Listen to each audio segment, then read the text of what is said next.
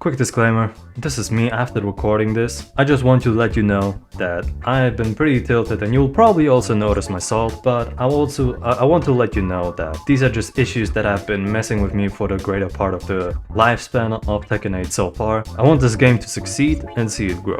Take this video with a grain of salt a little bit. Don't take everything I say personally, and whilst this may come out of pocket as well, I am working on a Need for Speed video at the moment that is going to tackle the issues that are presented in the current state of it, and how I would tackle the game or the franchise personally in the future if I were in a directing case or in a directing position. So if you're interested in that or also want to debate on that, look out for it in the future. But without further ado, let's get into the video.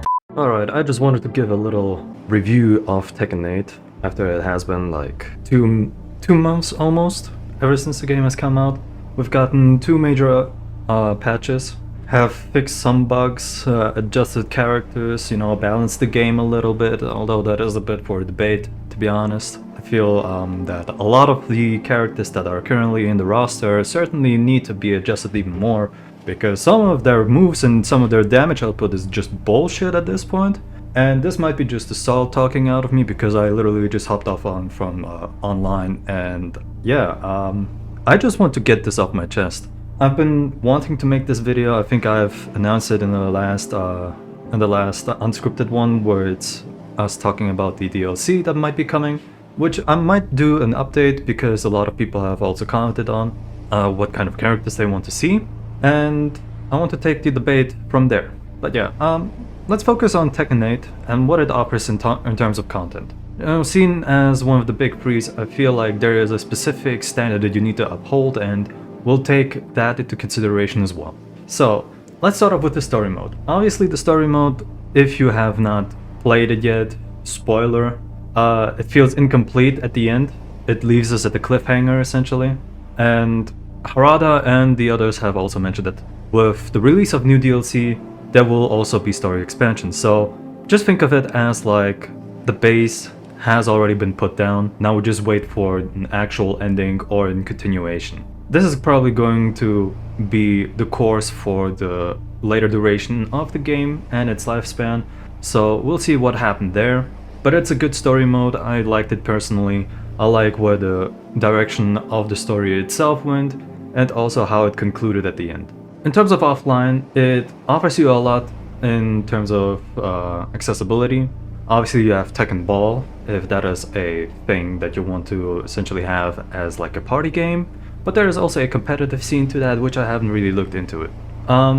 Outside of that, obviously you have the arcade quest, which is a bit more oriented towards the casual player, that also offers you some unlocks for your characters in terms of costumes and appearance, but also some player customization from what I remember. Obviously you have your combo challenges, which you can unlock specific title cards with. You have ghost battles, which you can also experiment with, but as far as I know, ghosts are also being kind of adjusted when you just play online. So it collects data whether or not you're in Super Ghost Battle, and that can be seen as a good and bad thing, obviously, but it is what it is. With the last patch that has been released, there is the Tekken shop. Now, this is a still gray area of debate, because it can also be seen as good and bad. Obviously, people are just like, oh, it is a bit scummy from Bandai Namco to do so, how is it going to affect the rating? Obviously there you have already physical copies that have a different kind of age rating for it, and at first I was also a bit more negative towards it. I think that this is a scummy move, I must say. If Bandai Namco is going to look at this video, which they probably won't, let's be honest, and be like, oh, we don't like this character, well guess what, f*** you. Outside of that, prior to the game's release, there has never been a mention of a Tekken shop, and then after a month essentially, they decided to, no, not even a month, after a couple of weeks even, it was like what, 2 weeks? Ever since the game came out and they had that stream? I'm not sure, but you can see for yourself. They essentially decided to announce a Tekken shop in which you can spend real life money on some Tekken coins, with which you can obviously buy some in-game items or costumes. Now this can range from avatar appearance, this can range from emotes, And this can also range from, as mentioned, player costumes. You have your Tekken 4 Jin, you have your Tekken 4 Xiaoyu, you have your Tekken Tag 2 Jun, you have your Tekken 6 Kazuya at the moment. And with each new update, they are going to update the shop itself. And this means there is no real FOMO being implemented, so you can always get the costumes whenever you want. As far as I know, or at least that is the state at the moment. Let's hope that it's going to be like that, because it would be pretty shitty if they did remove that. And while there is a lot of criticism, I must commend them for being a bit more consumer friendly. The reason as to why I say consumer friendly is because the costumes themselves are not that pricey, and they're all around like the €4, dollar, yen. I have no idea about yen, but like, yeah, it's around that price range. And in comparison to Street Fighter and or Mortal Kombat, that is cheap, and that is a very good decision to make. I feel like that is how fighting games should continue forwards. Because I don't want to necessarily spend $10 on just a single costume that possibly I won't even probably use most of the time. Now, I bought Tekken 4 Jin and Tekken Tag Jun as, you know, a little investment, since I also want to play as these characters and I feel like I can make some content out of that.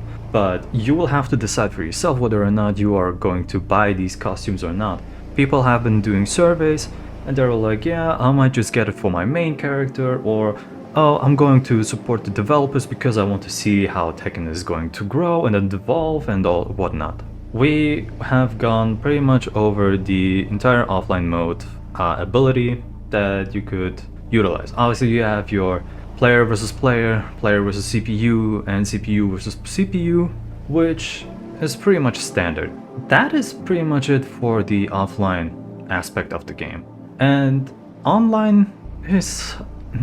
The online at the moment is a bit in a gray area as well. While people will defend and say that the game has just gotten out, you know, there are still some issues that need to be fixed and resolved and addressed. I will tackle the online mode with my personal view. See, I've been playing Tekken for a long time, and I don't necessarily consider myself a pro. I'm more of a, what you could say, veteran casual. Someone who has been playing Tekken on and off, even though, you know, I hold that game very dearly. I hold the franchise itself very dearly to my heart, and I haven't really invested as much time as I would like to. However, let's just start off with this. The online mode is solid for the most part. You know, it introduces a great experience for anybody who is involved with the fighting game community. Obviously, you have rollback netcode, which you can also adjust to your liking, but as far as I have learned, your settings will essentially have to adjust to your opponent, or your opponent will have to adjust to your setting when it comes to rollback. So say if you have fluidity instead of response, and your opponent has response, then he's probably also going to get fluidity, or it's going to be the other way around. So it's a bit of a mixed bag when it comes to that. Obviously, you have your plugging issues, you have your cheating issues, and this is something I feel needs to be addressed a lot. See, on social media, Harada and the Tekken team have been essentially making it out that this topic is something that they're looking into deeply. You know, at first, I was like, okay, they're just looking into the legalities, but over the course of time, as we've discussed more and more with other members of the Tekken community, that just seems like bullshit at this point, right? Every single other game in every genre has figured out what comes to banning people, and what just like the terms of service that you need to accept before going into an online ranked match. So many people have been talking about this. Aris from Avoiding the Puddle, the main man Sui, Mike Hollow, everybody else pretty much is agreeing on the fact that people are calling out bullshit on that particular part. Legalities are not the reason as to why this thing is not being resolved as it should be. And this is a issue that has been present ever since Tekken 6. Let's keep that in mind. Let me check. When was Tekken 6 even released? It's been on fucking November 2007. It's 2024. How the can you not figure out the plugging issue and banning people accordingly? What the is wrong with you? And as I've discussed more and more with people about this in the Discord server, the Tekken Zaibatsu, it turns out that they really have no idea how to ban people properly, because they store the ban in Tekken 7, for instance, on your save. So you could literally unban yourself by essentially replacing the save file of yours. Do you know how embarrassing that is? As a developer? As a publisher? Do you know how embarrassing that is? Harada was tweeting out one time, "Oh yeah, Murray has sent us an Excel list of f***ers to ban." Guess what they've done in the update? They just resetted the ranks from whatever there was on the leaderboard back to beginner. You're just giving more incentive to people to cheat and plug more. You're literally giving them no consequences. You're not even giving them a slap on the wrist. And one day they will be probably back on the leaderboard again. And people have been saying this for years at this point. Initially, my reaction was a bit more aggressive to this. The reason as to why is that the developers have always given us the idea that they're looking into the issues that have been presented to them. And, you know, we're very hopeful that they're going to do something about the plugging issue, right? And people have always been saying things that could be done better in terms of the online. You don't necessarily need to ban people that are plugging, for instance. You could always give the player that is remaining their points, but from what it seems, the game doesn't even know who is actually plugging or who is disconnecting, because it's a peer-to-peer connection. It's just disappointing, honestly, because from their actions and their behavior, they're giving us hope. And then when the update rolls in and nothing happens, well, guess what? Everybody is disappointed and upset, obviously. So people are always like, "Oh, don't bitch about it. Oh, don't cry about it." Well, what am I supposed to do? I'm expecting them to do actually something instead of just yabbing. So yeah, that's pretty much the plugging situation at the moment. Obviously you have your one and dones, which, let's be honest, if you're accepting the terms to a best out of 3, then you should be forced into it, or at least give you an incentive to stay in a best out of 3. People will always bring the argument, "Oh yeah, there might be emergencies," or "Oh, there might be something that is not being taken into account." Well, guess what? Fix your shit before you hop on. I mean, in certain situations I can get behind the idea. And here's another issue that I have at the moment with online players, specifically PC players. People also have been saying that they don't agree with my opinion in that regard, and honestly speaking, that's more than fine. You know, you don't have to agree with me on every single point. I just feel that if you're playing on a potato for a PC and you hop onto online and your PC is almost shitting itself, then you shouldn't be allowed to play Tekken. Simple as that. I feel that should be a benchmark for PC players in particular when it comes to the online. If your PC can't handle Tekken 8 in the story mode at low settings, then you shouldn't be allowed to play it. Simple as that. Even if you have spent money on it. You are responsible for having a system that can handle a game properly. I have bought myself the Xbox Series S version for this game in particular, even though my PC could handle it on the medium settings, but I have noticed frame drops here and there, and I don't want that to be the issue as to why I can probably drop a match. So I'm playing on a console because I know at least there's stability. There isn't something that is going to be a issue from my side. I bought myself an Ethernet cable, I hooked it up, and I am good to go. So everything from my end is basically set and it is solid. I won't have experience when it comes to lag issues. I don't have experience when it comes to frame drops. The only issue that is there currently, which I have also reported many times at this point, is that there is some bug for the Series S in particular, where loading times and loading screens freeze, and then they don't transition into a match and or transition into another screen. So you genuinely have to reboot the game from the home menu. Now I don't know whether or not that counts as plugging, because basically when it comes to a rematch, you can't even rematch properly. So you're stuck on a black screen, and I'm going to probably show it in the back, but you're actually being forced to do things outside of the game to enjoy the game. And this is an issue that has been ever since the launch. There is also an audio bug, which hasn't been addressed. You know, it pops up sometimes here and there, where all of a sudden the audio is getting corrupted. How the f is that still an issue? So, I don't want to necessarily end the video on a negative note, and I haven't prepared the script for this in particular. So, I want to bring some suggestions to how we can address some of the issues that are currently in online. I think that point distribution should be reworked. You know, there are matches where I just play against somebody that is quite literally over my level and I only get 50 points when I beat them. And then there is sometimes matches where I just lose over 400 for people that are also over my level. It doesn't really make sense there. Have a consistent point distribution system that people can also look into and then figure out, okay, I'm going to lose this much and I'm going to win this much if I go into this match.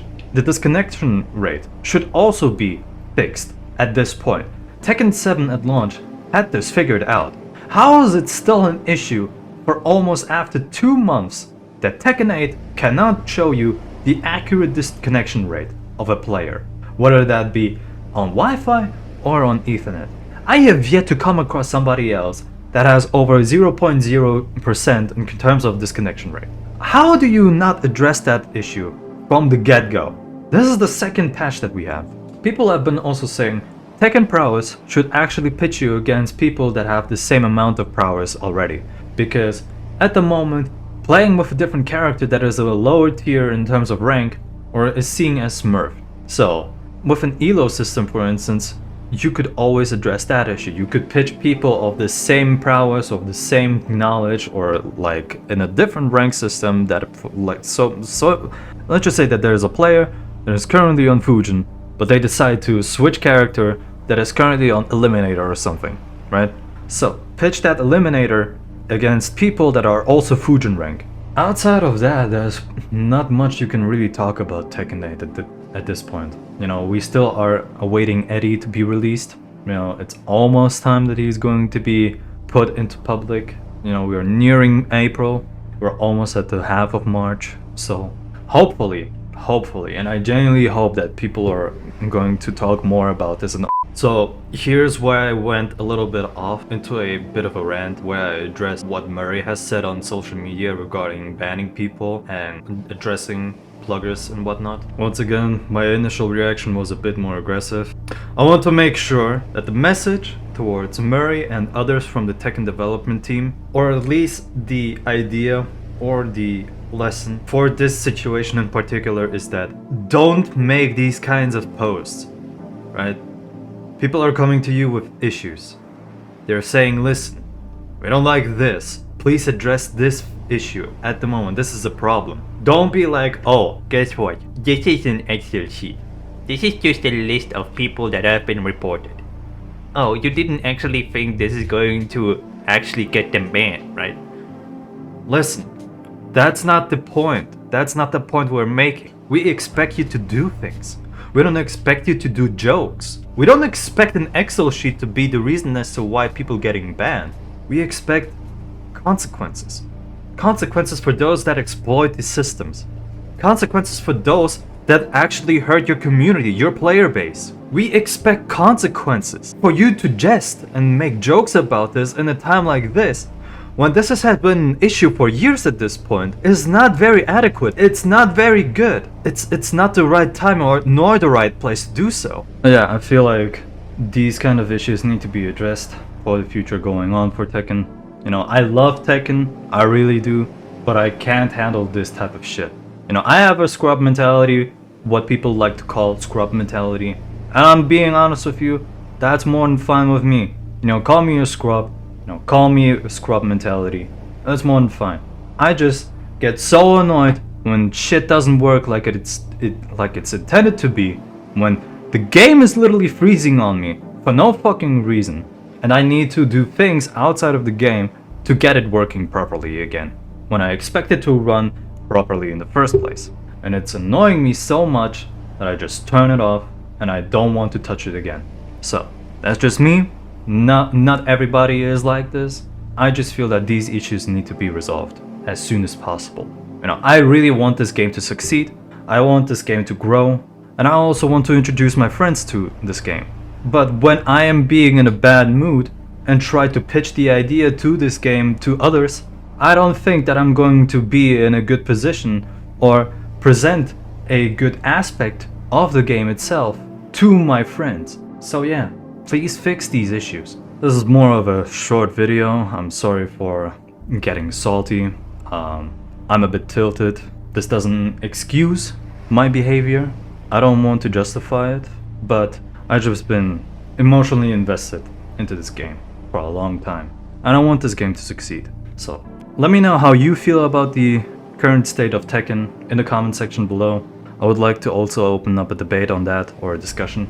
And also, what are your recommendations for turning this game into a better system that everybody can enjoy? Let me know, maybe we'll do another video on that, and yeah, we'll see each other later.